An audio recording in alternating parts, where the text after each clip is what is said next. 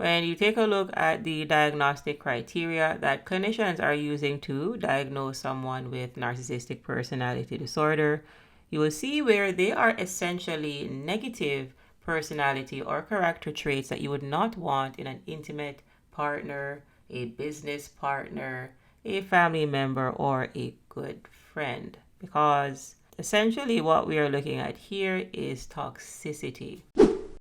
Know that narcissistic personality disorder is categorized under the cluster B personality disorders, and you'll see where cluster Bs are oftentimes very dramatic, emotional, and erratic. A personality disorder is a severe type of psychological imbalance. You will see where these patterns develop early and are inflexible and are associated with significant distress or disability. The manifestation of personality disorders are often recognized by the time that someone reaches adolescence, and you will see where it oftentimes continues throughout most of adult life. Now, NPD is found in the cluster B personality disorders, which also includes histrionic personality disorder, borderline personality disorder, and antisocial personality disorder, that which you may commonly call sociopathy and psychopathy. As it relates to NPD, this is a pervasive pattern of grandiosity. So we're talking about fantasy-like thinking, right? There's also an excessive need for admiration, and this is paired with a lack of empathy. Now, understand that clinicians need 5 or more of the following traits to diagnose someone with NPD. But as you've always heard me say it on this channel, that someone with 1 or even 2 of these traits is going to be a very dysfunctional person. So do not wait until they get to 5. So when you take a look at number 1, for example, you will see where oftentimes pathological narcissists have a grandiose sense of self-importance. You will see where they will exaggerate achievements and talents, and they will expect to be recognized as superior without commensurate achievements. This is why you hear me say that pathological narcissists believe that they are better than you without merit, without proof. It does not exist. They made it up. For example, you could be a very skilled painter. For example, let's say you've been painting and you're an artist for the last 10, 20 years. The narcissist that doesn't even know how to hold a paintbrush will be competing with you. You're going to try to put down your abilities, and they're going to pretend to be better than you because they are competing with you. And again, this is your grandiose sense of self-importance. And all of this really stems from the fact that pathological narcissists have pathologically low self-esteem. Number 2, you'll see where pathological narcissists are often preoccupied with fantasies of unlimited success, power, brilliance, beauty, or ideal love. Thirdly, oftentimes you will see where they believe they are special and unique and can only be understood by or should associate with other special or high status people or institutions. Pathological narcissist people are the Anna Delveys of the world. They are a dime a dozen. However, they believe in their mind that they are a special snowflake. They believe that they are one of a kind. Number 4, you will see where pathological narcissists require excessive admiration. And this again is because you need to feed their ego. Pathological narcissists are 95% ego. They are egomaniacs. And know that the ego must be satiated from the outside. And because pathological narcissists cannot generate their own energy, then they will need you to boost their ego. Number 5, oftentimes you will see where pathological narcissists have pathological entitlement. And this is an unreasonable expectation of especially favorable treatment or automatic compliance from other people. Number 6, you will see where pathological narcissists are exploitative, which means that they will take advantage of others to meet their own needs. Number 7, you will see where they lack empathy. And this is when they're unwilling to recognize or identify with the feelings and needs of other people. So know that narcissists care only about themselves. They don't care about you. Narcissists care about themselves and the false mask, the pretense that they are using to deceive others. They are not there to serve you. You are there to serve them. Number 8, you will see where pathological narcissists are often envious of others or believe that others are envious of them. And this is their delusionary thinking. So again, remember that you're dealing with someone with severe psychological problems.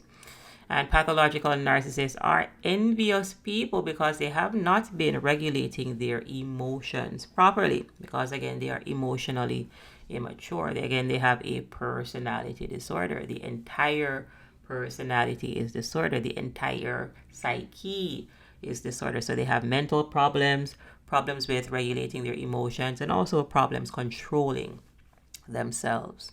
So narcissists are haters. They'll hate on you. So know that an envious person is like a snake in the grass. They will come close to you, and this is because they're studying you to figure out the best time to strike.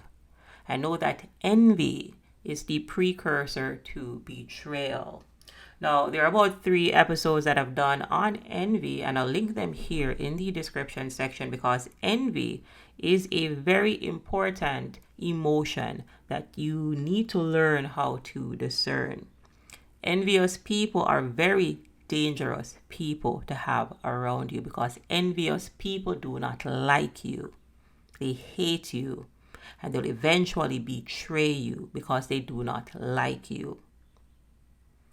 Finally, number 9, you will see oftentimes where pathological narcissists are arrogant and they're very haughty in their attitudes and behavior. And again, this is because of their grandiosity.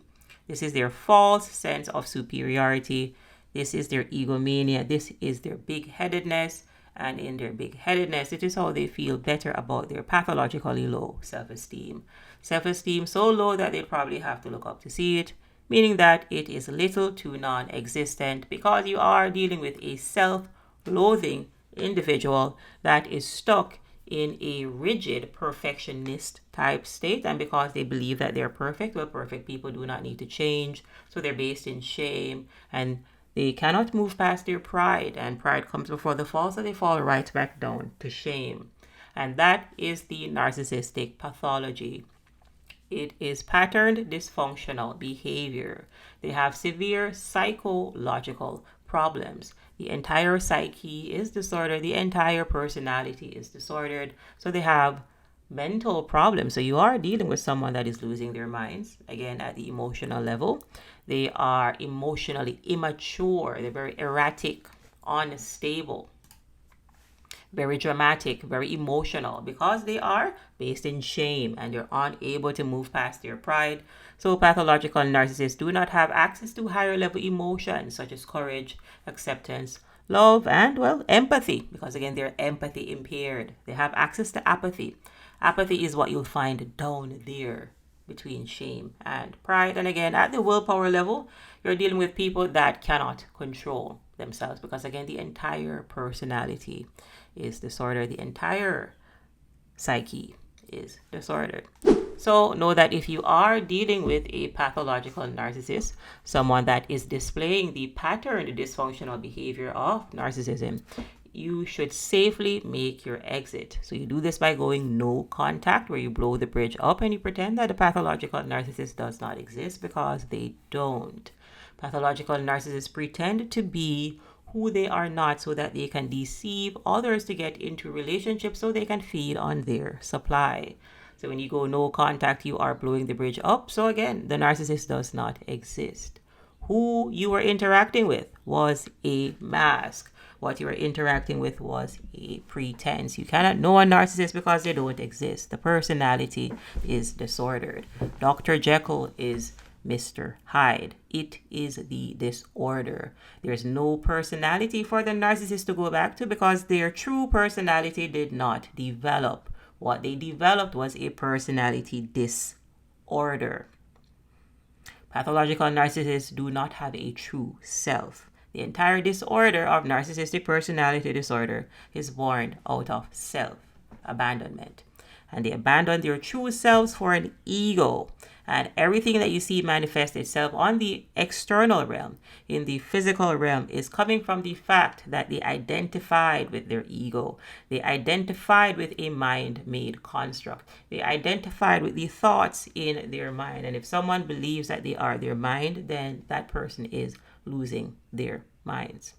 And not only are pathological narcissists losing their minds, it's their mind power, their willpower, and their emotions, because the entire personality is disordered. So if you are dealing with a pathological narcissist, it is important that you go no contact, for those of you that do not have children with the narcissist, or low contact or gray rock if you have children or there are assets that you need to separate. However, understand that a pathological narcissist cannot give you love, because love does not exist in the third dimension. What pathological narcissists have to give to you lies between shame and pride. Nothing more, nothing less. And what you'll find in the third dimension, what you'll find in the 3D, are victims and abusers, because pathological narcissists exist in victim abuser consciousness. You are dealing with people that are empathy impaired. They don't have any love in their hearts. They do not have love to give. And if they don't have love to give, what they're going to give you is envy, hate, jealousy, rage, blame, shame. And they're going to top this off with their dysfunctional pride, which means that they believe that they're perfect. Well, perfect people don't need to change. So know that your abuser will want you to adjust yourself to their abuse. Abusers want your subservience. They don't want your love. So that is really the quick message for today, kind folks. Know that you cannot have a healthy, blossoming, blooming relationship with a pathological narcissist, because pathological narcissists are regressing. To have healthy, blossoming, blooming relationships, then you need to have that with people that are growing. You will find people that are growing in the fourth dimension or higher. And that really is the quick message for today, kind folks. Thank you all for your continued support. Ensure that you are liking these videos. Ensure that you are subscribed for more empowering content. If you have any questions or feedback, go ahead and leave that in the comment section below. If you need someone to talk to, go ahead and check the NarcDojo website for a one-on-one session. So that is narcdojo.com, narcdojo.com. And you can go there and schedule an online one-on-one video session if you need help to transcend narcissistic abuse. So that really is the quick message for today, kind folks. I'll see you in the next video.